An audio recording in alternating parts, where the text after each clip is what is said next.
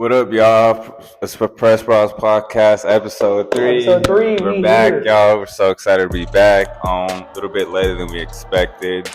I know it's Wednesday. Yeah, we were supposed to have this pod Monday, but technical difficulties, study room. It's complicated to reserve space. Yeah, but we're ready. We're here, man. We're excited for this podcast. Excited for this.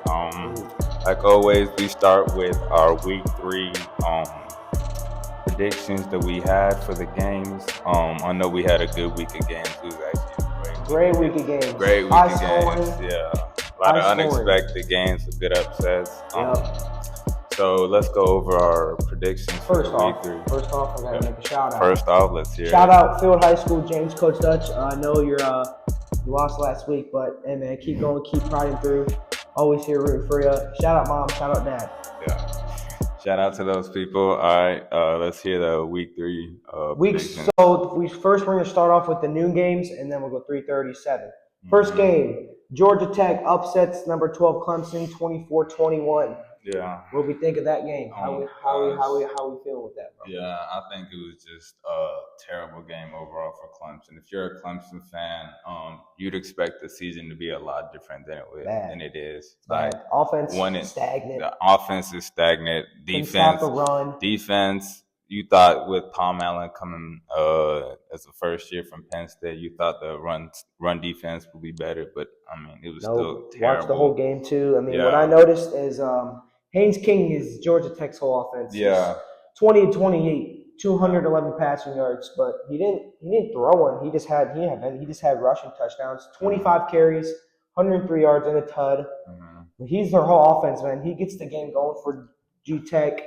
I would say like I said, offense goes through him, and Clemson, couldn't stop that. It was 10-0 in the first quarter. Clemson fought back, made it 10-7, I believe. Fought back, but overall they just couldn't stop the Georgia Tech offense, which led to the game-winning field goal by G Tech's kicker, and they got him the win. Upsets the number 12 seed Clemson. It's Clemson's second loss of the year. Called it. Yeah, I said it would be a close game. Georgia Tech is a very underrated team. Their defense is really good. And now they're a veteran team. I thought they should have been ranked to begin with, a high 20s maybe, but.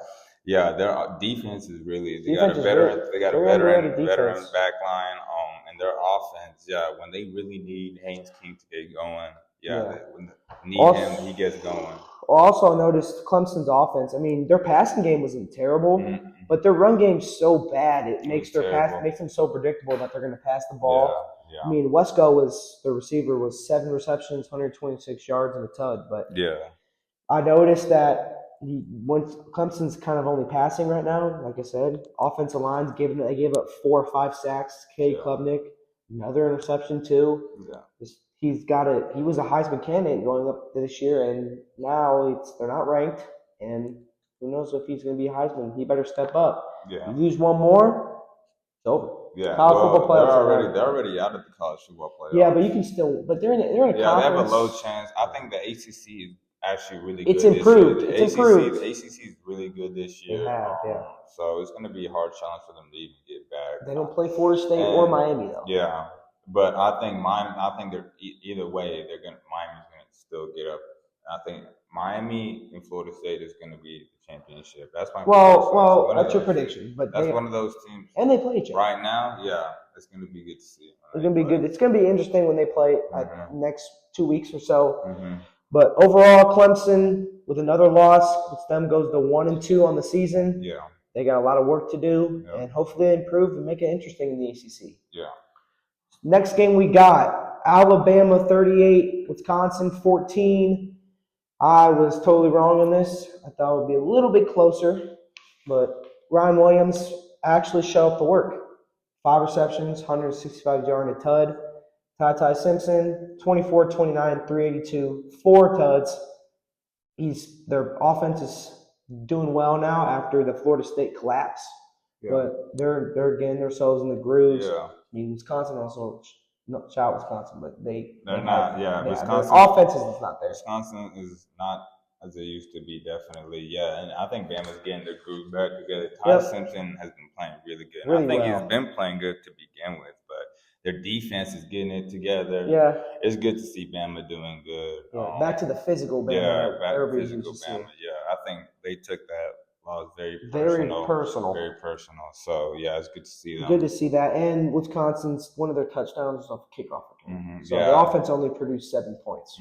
And good game overall. Good game overall from Bama. Physicality. This Ryan Williams, he needs to have those numbers again to help their team out because they can play Georgia next week. No, 2 weeks. Sorry, excuse me, 2 weeks, and they have a lot of work to do. Yeah. Next game, we're on the 3:30 slate. This was the biggest game of the week. We both think that with the Georgia Bulldogs winning in overtime against the Tennessee Volunteers, 44-41, high scoring game. Pulling it through. Yeah. Coming off the Tennessee scoring 21 points in the first quarter. Yeah. Joey Aguilar was on fire in the first quarter. Yeah. He was, I believe, 14 of 14 for 100 and some yards and 2 touchdowns on fire. It sounds like Georgia couldn't get stopped.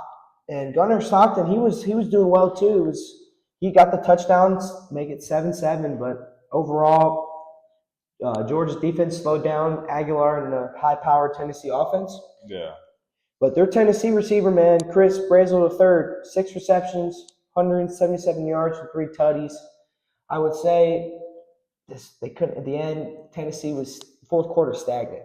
No, I think if Tennessee, as a Tennessee fan, that's on the offensive side, that's exactly what you want. Like they played as good as you can on the offensive side. Like their defense made stops when they had to, but like I think for Georgia, it was just they just pushed through. They fought really hard. They fought in Neyland Stadium, and Tennessee could have won the game. But the kicker missed a 41-yarder field goal. Kicker had a chance, couldn't make it.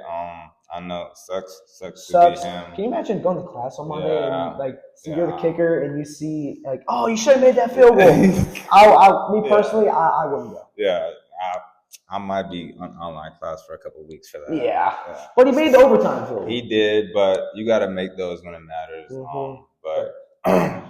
Georgia, it's a great win for them. Great win for them on the road in a hostile environment. And Gunnar Stockton played really well. He played really well. He's improved as a passer as well. Yeah. 23 for 31, 304, 2 tuds.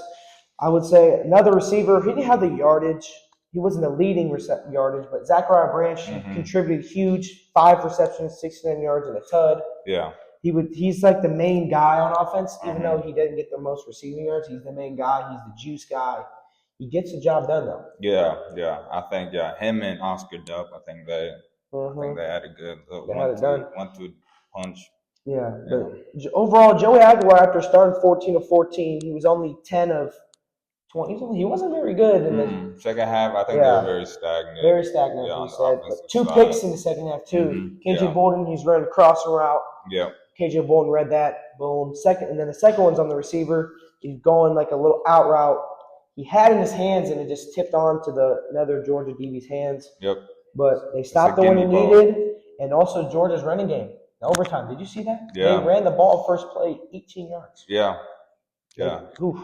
And I think that Illinois transfer, running back. Nate Frazier? No. Yeah, McCray. McCray, I think he's from Illinois. Yeah, I think he really stepped up in overtime. Yeah. He stepped up. For them. Good piece for them. Good win as they play Alabama next week. That's going to be a big game. That's going to be game day. Yeah, game of the week right there, boys. 2 weeks. Boys. Yep. As moving on, the also 3:30 game. USF Miami, and we thought USF was going to be I thought the Cinderella story would continue, man. No, it wasn't. We had USF winning, but it was tough. I had them winning 43-40, and guess what? It did not go that way. But to USF's credit, the game was delayed. It was 14-3 Miami. Miami scored 2 drives in a row. USF had a field goal first drive. But I would say that as a team, when you're in a delay, it just kills you, man. It kills you. Yeah, it kills your momentum, I think all your momentum, your fire, your adrenaline. So just not there. Yeah, not a good feeling. But Carson Beck, man, he's He's been playing good. Yeah, him 23 of 38 receivers. 23 38, 300 yards, 300 more yards, 3 tuds, two picks though, but picks came late in the game. But overall, Carson Beck's kind of have to reset. You know, when he was in Georgia, he was struggling. SC championship got hurt. Yeah. But I feel like he needed this reset. Yeah, he definitely has some whispers, I think, and I think it's a prove. He's proven himself this year. It's a proven year. Proven year. But also Miami also got the running game going with Fletcher. Fletcher, yeah. He's going to go to Ohio State, but decommitted, went to Miami. Makes me sad. 16 carries, $120, 2 tuds. Yeah. But he's a really good running back, solid, as they play Florida next week, which is going to be, it's a night game, 7:30 primetime, game day's there. It's going to be intense. It's rivals. Yeah. You never know what's going to happen, but most likely. No, I got Miami winning big. I'm not even expecting Florida to do much. So you don't think so? See. No, I'm not expecting Florida. Why not? Why do you think so? Because Lagway is coming off of 5 interceptions. I think he's 5 interceptions. I'm not really. It was 5 interceptions. I'm not really expecting. We'll talk about that in a minute. Yeah. But 5 interceptions. We'll talk about that. But also in the night games, 7:30 slate. This is a really good game, which again I predicted wrong, but rightfully so, I believe. Texas A&M goes on the road to South Bend and beats the Fighting Irish 41-40. High scoring game overall. Marcel Reed showing he's in the Heisman. He's in the Heisman hopes. Yeah, so a dark horse. I think he's a dark horse. I said in the previous podcast that there's going to be a quarterback battle with him and yes, you did. CJ you weren't wrong. Yeah, I think Marcel Reed won that battle. Yes, he did. He played good. He was only 17 of 37. It's a lot. 360, 2 touchdowns, 1 interceptions. The second touchdown coming down the drive with 13 seconds left. And then that was for the tie it and then the extra point to win it. But Notre Dame was scoring 2. They just missed the extra point. They missed the extra point. Which is huge. I think that really killed them. Extra point really, really matters. Yeah, but their receiver, man. Yeah. Mario Craver. Yeah. 7 receptions, 207 yards and a tud. He was just getting it going. He was the lightning bolt. He was the guy that was creating plays for A&M. They're a pretty good team, too, with Le'Veon Moss as their running back. Yeah. CJ Carr got it going, too. 20 of 32, 293, a tud, and a pick. Julian Love? Yeah. Julian Love, 23 carries, 94 yards. Jordan Love? No, that's Julian Love? Julian Love? Yeah. 23 carries, 94 yards, and a tud. Run game. I mean, everybody's having this expectations, but I know he's had yards high. That's a high yardage game. Yeah. But I believe he's not going up to expectations. Well, no, I think I think other teams are going to rely. Yeah, definitely going to game plan, rely on him more on anything. Yeah. So I don't think he's struggling at all. I think he's just having to carry the load more. But you also got to realize he was a Heisman favorite, one of the Heisman favorites. So. Yeah, but I think teams are going to rely more on you, going to take away your advantages, your weapons. Yeah, you're right. So, but I think for A&M's aspect, that's a huge win. Yeah, it's a huge win for them. I think that last drive, that last drive for A&M, that was a sweet drive. Marcel Reed played really good. He was clicking. Craver, I think he reminds me a little bit like Worthy, a little bit like a Xavier Worthy, like a little speedster, really like jukester. He's really good. He's a Mississippi State transfer. I really liked him. He played really good. What do you think about this Notre Dame loss? Do you think they still have a shot to make the playoffs? That's 2 losses. Exactly. They're not in conference though. Yeah, they're 0-2. I think they're barely even in the top 25. I think they're like 24. Yeah. I think that just it's gonna be hard for them. I can't really say for now, but I think that's gonna be really hard for them to even get back in it. You think so? Yeah, I'm excited to see. Why do you think? I think they can still get in with 2 losses, but because they play USC, they still got another couple teams that they play. Yeah, they got to have some really good wins. And their losses were close too. Yeah. 1 point and 3 points. So the combined losses of 4 points overall. And they're both. I mean, I think this loss stings more than the Miami loss because it's the 4th game of the year. It's a home game. Meanwhile, when you lost to Miami, you CJ Carr's rookie debut, And he didn't play that bad. CJ Carr has not been playing bad at all. He hasn't been playing bad. He's not, and he's overall he's just. I think as good as the defense is for Notre Dame, I think they have been getting tested and getting beat. Yeah, their DBs have been getting beat a lot of times. So I think if they make some adjustments, I think they do have a chance. Making it back. And with that new format, it allows them to lose more games and still have a chance. Yeah, which is going to be awesome. Great format. Yeah. Next 7:30 game we have Florida at LSU, and LSU taking the dub with the final score LSU 20, Florida 10.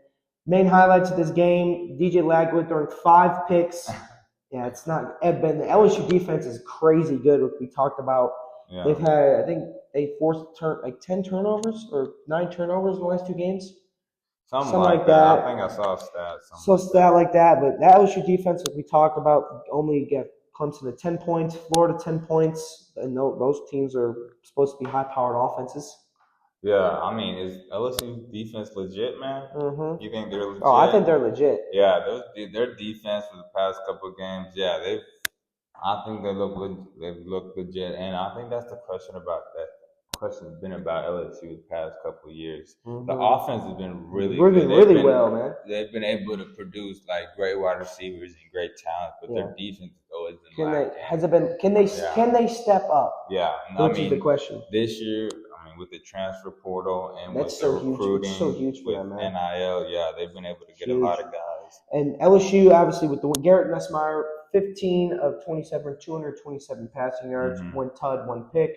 But Florida's defense is not bad either. No, Florida's defense didn't play bad at all. Not bad at all. Yeah, the defense. But they're playing good with Aaron Anderson. They played some good wide receivers, and they've been doing bad. Mm-hmm. I mean, in the last 2 games, they scored 18 and 10 given up. So it's a combined 28. Yeah. No, 20 and I think they scored 16, 18, so 38 points in the last 2 games. That's not terrible. That's not bad, but it's just the inexperience on their offensive side. And it's lacking. Yeah. Their offensive line is terrible. Not cutting it. Not good at all. Not giving Lagwood enough time. Yeah. And I think their wide receivers are just inexperienced. They've got like Eugene Brown, I think is one experienced Dallas guy. Wilson. Yeah. He's experienced, but I think those other guys just inexperienced. They haven't had enough time on the field. Yeah. It's killing them. I don't know. Here's my question to you, though. How come Florida's getting all this prime time when they're 1 and 2? Yeah. Do you know why? Because I have no clue. I don't know, man. It's just 1 and 3, 1 and 2. But do you know why? Because I think I got a reason. Why? It's just because they thought they were going to be so popular. Yeah. So popular. No, I think for the next couple of years it's going to be hype for them. They're gonna pay guys a lot of money, and they're gonna talk nice. But I think production wise, I don't think we're gonna really see anything. No, I think like we talked about last week, I don't see Florida winning. I don't think Florida might not win another game. No, I think one more game. I don't know their schedule. We know Napier's gone. Yeah, I think out of there. Napier's after this season gone. He's gone. And if they're not gone, they're stupid. Problem is, who wants that job? Who wants that? Who do you think would be a good candidate for that Florida job? I don't know, man. Nick Saban. Yeah, Nick Saban. But he's not gonna come back. Yeah, Nick Saban. Shoot, I'll go for the job. I'll go for the job, but y'all hit him up. Hit Cooper Feldman. Hit me up. Coop that Feldman at Gmail. There you go. Hit him up, y'all. And then the other game we go to, South Carolina just got whooped. Vandy 31, SC 7. It was not good. Yeah, it was a bad day. Bad day. Diego Pablo was motivated going to this game. All these podcasts circling us. Oh damn. Yeah. He was ready. He was moving. He was 18 of 25, 177, 2 tuds and an interception. First drive, they scored 2, shocks us. And then the Norris drive, we drive at 7-7. And then, they scored again. Yeah. The Norris got hurt. Concussion, it sucks. Targeting, which to be honest, I hate saying this, but that targeting call was a little bit, my opinion, was a bad call. But I've never wanted someone's word to bite them in their ass as much as I did with Diego Pablo. Oh my gosh, he was able to back it up. Kudos to him. I think I'll give him his credit, his flowers. But I think they played a really good game. Their defense is really good out there, especially with the loss of Sellers. That just with Doty, that really sucks.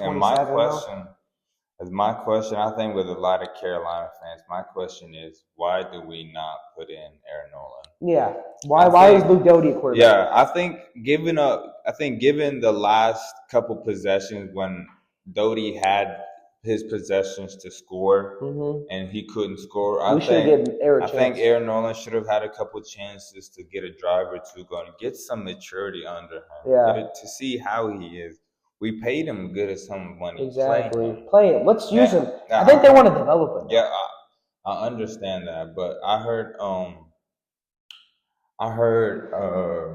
reporters ask the question, that same question. Did they ask him to Shane? They asked that same question to Coach Beamer, and he said he felt like that Doty gave him the best chance to win. And I mean, I don't know. As much as I believe that, I think you gotta play. I think you gotta play Aaron Nolan after a couple. You gotta try it. If it fails, okay. Yes, especially if it fails. So what? It failed. It's a learning process. Yeah, exactly. And now next week they go. Yeah. And I think next week we're playing at Missouri. That's tough. They're ranked now too. Missouri's 23. I think it's still 50-50 up in the air if Sellers is playing. I want him to play, but if not, it's going to be very hard for. We have to. If he plays, we have a shot. If he doesn't play, defense has to play really good. Offensive line has to block really good. Has to block. But why do you think Lenore's got a concussion? Yeah. So we'll see, man. We'll see how it goes. But Nick Harbor was a little bit all right. 4 receptions, 66 yards. Yeah. I just think overall, Lenore's. I mean, the first drive offense, Shula was calling great plays, but I feel like after the first drive, he doesn't like. I feel like the offense just changes after the first drive. He becomes stagnant. He just keeps Lenore's in the pocket. You got to move Lenore's around. You got to make him run more QB plays. He's a big guy. I think some people call him Cam Newton. Yeah. What tall is he? 6'6"? Yeah, he's like 6'5", 6'5", 240. Yeah. He moves like he was moving. He can hit stick people. I don't know why. As good as he is, I think I think he's still raw. Like he's very raw. Well, people have him the second pick. I know, but I think he's still raw as like a passer. Like his passing mechanics aren't like perfect. Like he's still got to be able to sit in the pocket and be comfortable with it. You're right. Yeah, he does. And he needs to run a little bit more. Yeah, he's not running enough. I mean, I think it's a bit of both, man. I can't say what it is like verbatim perfectly, but I think it's a combination of the offensive line got to be able to block, and he's got to be able to be comfortable in the pocket and throw the ball. Yep. And our wide receivers, I think especially with Sellers out, they don't have their go-to guy as their passer. Yep. Just loses the chemistry. Yep. It sucks, but hopefully we move on, and they're a 12.5-point dog against Missouri. Yeah, well, I got us, man. I got us covering, but I don't know about winning. I don't care, man. I got us winning. Let's hope, man. We got to make some noise. My guys, man. I got us winning no matter who I'm on the fence. I want to win bad. I'm with us no matter who wins, y'all. I'm with us. My goodness. But that was a little bit of recap of last week's games. Yes, sir. Now for this week's games, it's a little bit slow week. Mm-hmm. What I mean, a little bit slower week. Yeah, but there's some pretty. It's underrated games. Underrated week for. First game we have 17. This is the noon game. 17 Georgia Tech at 16 Utah. This is on Big Noon Fox Kickoff. Mm-hmm. I had got the Texas Red Raiders spending over $50 million in the portal, defeating the Utah Utes. 50 ball on it. I got them winning 31-23 in Utah. I want to see how Texas Tech plays. They have a good offense. They're moving. Defense is solid. Mm-hmm. But at Utah's a tough environment. Utah's good. I like Utah. I think Utah's always been a very underrated team, man. Mm-hmm. I think Utah's good. I like their quarterback. I like Dampier. I think Dampier is a good quarterback. Yeah, I got Texas Tech also winning, going to Utah, and I got them winning 35-17. Could win the Big 12 too. Yeah, I think Arizona State is down. Utah can Texas Tech can stir up some trouble up there. I got them winning 35-17. Yep. Yeah. I don't know. I don't know too much about Texas Tech. But they spent. All I know is that they spent. I know they spent a bag I know they spent a bag on a lot of recruiting. Money. Yeah, so they need to show it. It better be good. It better. So. And then the 3:30 game, we have 22 ranked Auburn at 11 Oklahoma. This game is going to be, I think, a really good game. I say that because it's a Jackson Arnold legacy game. Yeah. Auburn going to, and John Mateer is playing really well. But I have Auburn in the upset. Yeah. They are the underdogs. I have them winning 24-21. I believe Jackson Arnold does a game-winning drive to get them into the lead, and John Mateer throws a game-selling pick. And I believe Auburn gets the job done. Yeah, well, I don't have that. I'm sorry.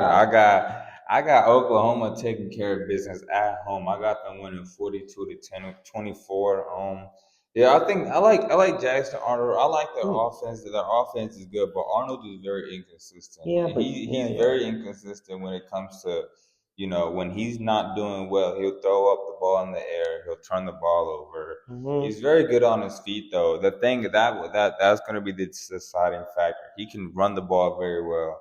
I think they got some really good wide receivers with Singleton, and Singleton and Coleman. Yeah, Coleman and they have a good running back too, man. Yeah, they got. They're gonna get it done. On their offensive side, they're good. On defensive side, they're okay. They're okay on the offensive side. I don't think they're as good as they used to be. But they're motivated, man. Jackson Arnold is motivated to win this game. After Brent Venables talked some mess about him, saying he wasn't good enough. But it is at Oklahoma. I think John Mateer is hot right now. I think Oklahoma is hot. I think they're going to continue to stay hot. Yeah. Their offense right now. They're killing it, man. The offense is lights out right now.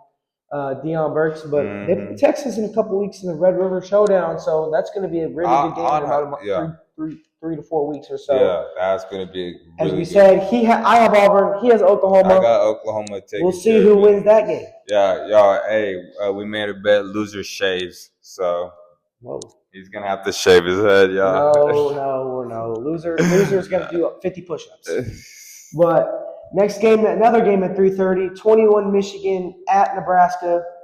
I think this game is gonna be a really good game. Michigan, Bryce Underwood. Two young dual quarterbacks, Bryce Underwood versus Dylan Raiola. I have another upset.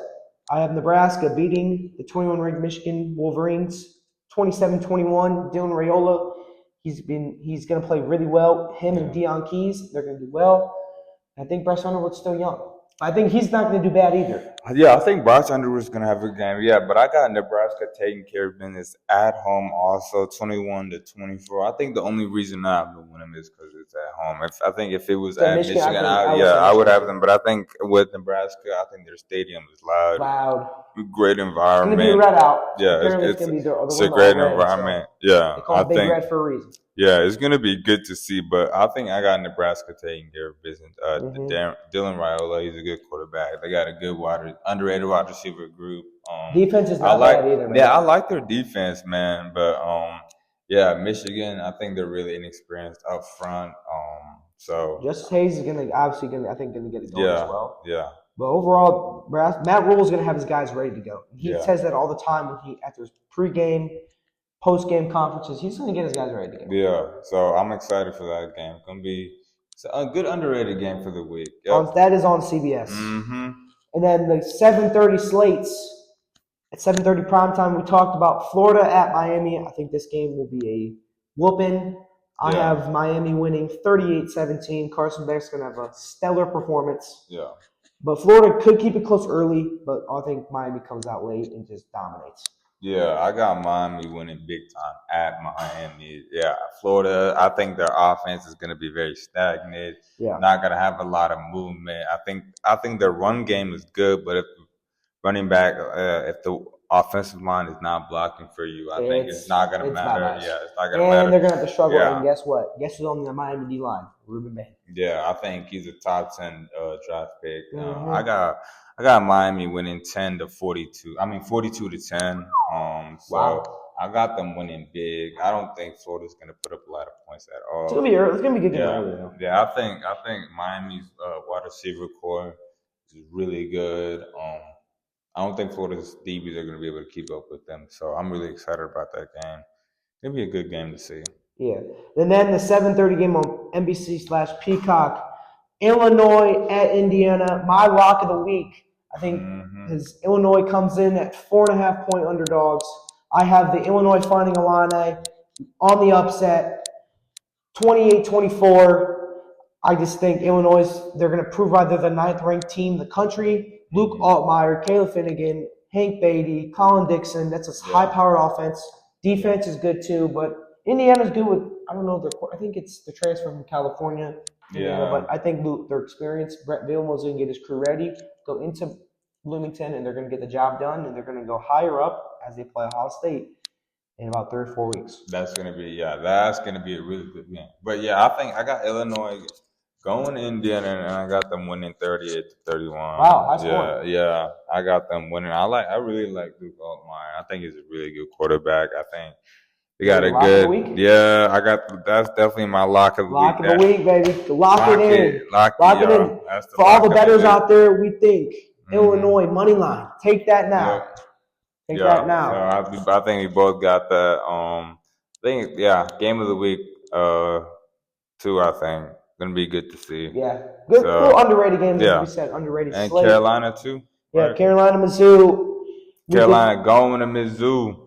Yeah, but I like that game. If Lenores plays, I think they actually do win this game. That's if gonna he doesn't, I think that's going to be the deciding factor if Lenores doesn't play. I think it's definitely going to be a lot harder. Offense going to be. Defense has to do good. Safeties have to guard. Defense has to play a really good game. I think our DBs really got tested, really kind of got exposed out there a little bit. But I think our DBs are good, but I think it's just the chemistry isn't there. I think we have a lot of new guys out there. Yep. Chemistry isn't as it used to be as last year, but yeah, I think I got us coming in there, and I got us taking care of business, man. I like us. Okay. I like us out there.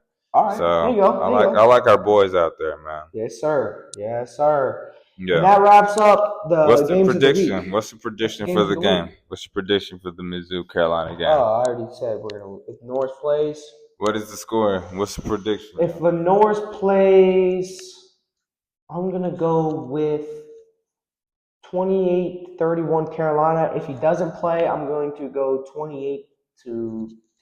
28-10. If he doesn't, doesn't. Well, neither or whatever. I think I got us winning 28-24. I think Mizzou, their stadium isn't really too loud, but I think it's going to be a good test for us. Away environment. Good test. Yeah. First road game of the year. See what happens. Yeah. Oh, man. So that wraps up. That wraps up of the week 3. Yep. AP top 10 list. Number 1, the Ohio State Buckeyes, as they should be, as they play Washington. They're going to bye this coming week, but they play Washington next week. Number 2, Penn State. Playing absolutely nobody. Yeah. I saw a stat today. Yeah. I think if y'all watch college football, I saw a stat today. They're like playing, their difficulty schedule is like 134. 34, yeah. I mean, which is absolutely terrible. But I mean, if you want easy wins to get in college football playoff, that's what you got to do. You got to play the FIUs, the Nevadas, and I mean, when it's time to play a good team, I think, and your boys aren't prepared, I think it's gonna really show. They need to be prepared. Yeah, so they play Oregon next week. Yeah, and that's also a team that hasn't played anybody. So I'm super excited. That's gonna be a good game to see. So Ohio State at 1, Penn State at 2, LSU at 3, Miami 4, Georgia coming off the big win at 5, Oregon at 6. Florida State, keep a little rise in the ranks at 7. Yeah, I think they're hot right now. Florida State, they're cooking, man. I think they're cooking right now. Tommy Castellanos, man, Gus Malzahn, offensive coordinator. I think he's also an underdog for the Heisman too. I think he's moving, he's motivated. I like what they got going on. So we got Florida State at 7, and then here's the talk of the court. Texas at 8, Arch Manning. Struggling again. What do you think's going on? I don't know if it's the expectations. It's coming up to him. I think I don't think it's getting to him. I think he's just tight when he plays. Like last year, I think he just didn't have anything to lose. I don't know. Like last year, he just played very loose. Free. Yeah, he played very free. Played loose. And this year, I don't know, he's very stiff. Stagnant. Not really playing to his potential. I mean, I think he's still a good quarterback, but he's young too. Yeah.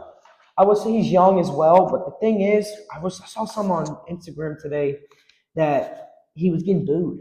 Yeah. Did you see that? You saw that too? He's getting booed. I mean, come on, guys. Why are we booing our quarterback when he's first year starter? He's gonna need time. I don't think he's gonna be able to go in the draft. He's gonna need time, like we said. It'll be the 2027 draft. But that 2027 draft class, though. Yeah, that's a good class. That's gonna be crazy. That's a crazy class. Arch's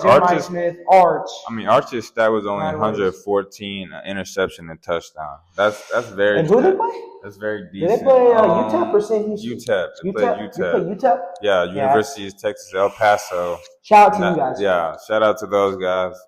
Shout out to their coach. I know they're doing good over there. Yeah. I like what they got. Yeah. Good over there. They fought.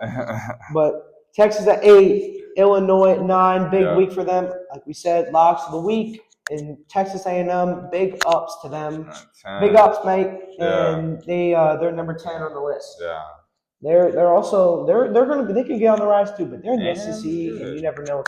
SEC. I think all the conferences, the teams in most conferences have upped up, their standards and are playing really good. I really like that. ACC, SEC. I mean, if you look at it here in the everybody's Big Ten, playing good. AP top 10 alone. Mm-hmm. The Big Ten has 1, 2, 3, 4 teams in the top 10. Mm-hmm. SEC has 1, 2, 3, right? 4 as well, and then Miami and FSU, 2 ACCs. Yeah. So 4 Big Ten, 4 SEC, and 2 ACCs.